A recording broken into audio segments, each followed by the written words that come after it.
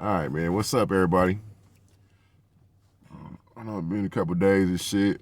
Looking like shit. Fuck it. Morning time. I ain't one of these other niggas trying to be crispy for you motherfuckers that don't give a shit about me. Just fuck you and listen to the story. Maybe you'll learn something. All right, so this one right here, when I was staying out there in Burbank and shit with the homie and shit, and I ended up applying for a little security gig at Canoga Park High School.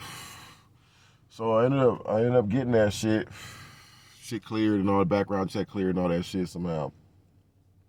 Or they just said fuck it and never ran it. But anyways, this is about Ms.Wineck. I believe her name is. If I'm saying her name wrong, sorry. But you guys can you like Google this shit and all that, public records. But Ms.Wineck was like this little short Jewish lady, a teacher, that worked at Canoga Park High School. And she was like one of the little sweetest old ladies and shit. She was cool as fuck, down to earth, non-judgmental. Like, she fucked with all the fuck ups, and she was cool with them. They came to her like she was like the mom to everybody. Little old Jewish lady and shit, Ms.Wineck. But anyways, I told her, cause I told her I did security at the clubs and shit, you know, on the weekends sometimes. And she was like, oh, well, that sounds like something my son would like to do. He need to get out the house. He need a job right now.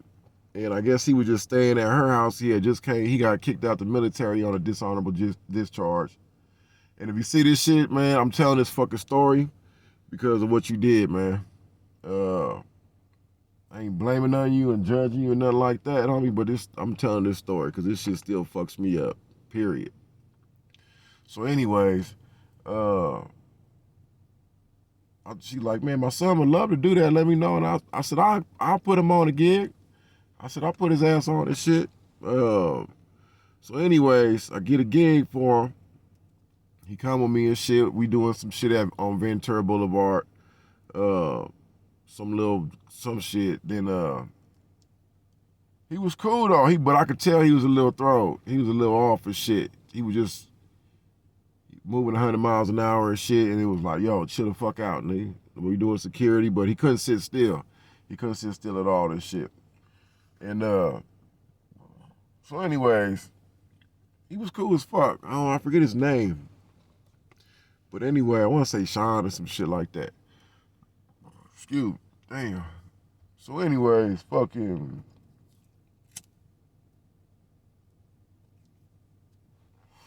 Ms.Wineck cool ass.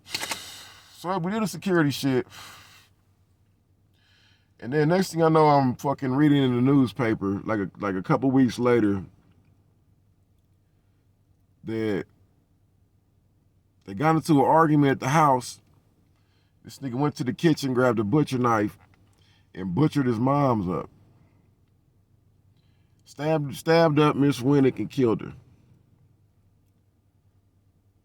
Like, that shit still fucks me up to this day. Like, I don't know, but that shit, like, I don't know. That mental health shit, that shit is, I don't know, that shit is different. I believe that nigga took some pills in the military or some shit, because in the military, I know motherfuckers is fucked up. They went overseas, and they give you all types of shots, and they give you a handful of pills every day, and they tell you just take this shit. If you want to live over there, take this shit. And you like, damn, I can't leave, so I'm going to just take the shit. Or else you're going to go AWOL, and then now you're going to the pen when they catch your ass. So it's like, well, a lot of motherfuckers, they just take that shit, and it fucks them up. But anyways, that's the story about Ms.Wineck, rest in peace. Like, yo, she got butchered to death by her son.